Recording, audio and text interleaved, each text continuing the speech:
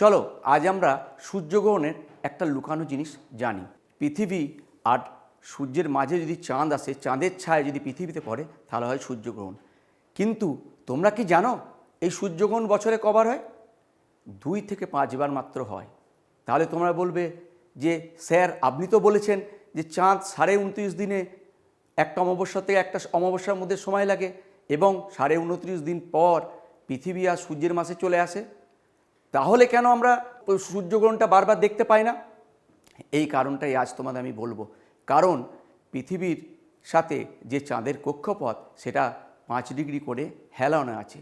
এই 5 ডিগ্রি কোণে হেলানো থাকার জন্য কমপক্ষে বছরে কিন্তু 12 বার সূর্যগ্রহণ আমাদের দেখার কথা, কিন্তু সেটা দেখতে পাই মাত্র 2 থেকে 5 বার।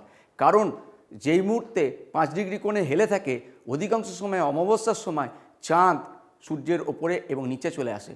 সুতরাং সব ক্ষেত্রেই আমরা চাঁদের আলো পৃথিবীর ওপর পড়তে দেখি না। তাহলে কমপক্ষে যেটা 12 বার হওয়ার কথা সেটা কমপক্ষে আমরা কবার দেখি?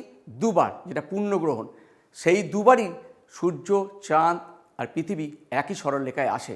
আর আমি একটা তথ্য বলবো যে এই যে সূর্যগ্রহণ যে 2 থেকে 5 বার হয়, বেশি হয় না, এটা কোথায় কোথায় আমরা দেখতে পাই জানো?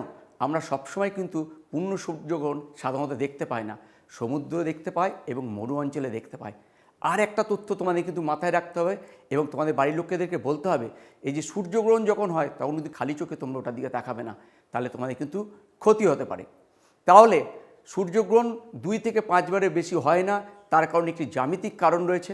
তাহলে আমরা এই নেক্সট ফরমেটিভ অ্যাসেসমেন্টের আগে একটা সূর্যগ্রহণে যদি মডেল বানাতে পারি, সবাই তোমরা একটা লো কস্ট টিএলএম ইউজ করে এই সূর্যগ্রহণের মডেল করে নিয়ে আসবে।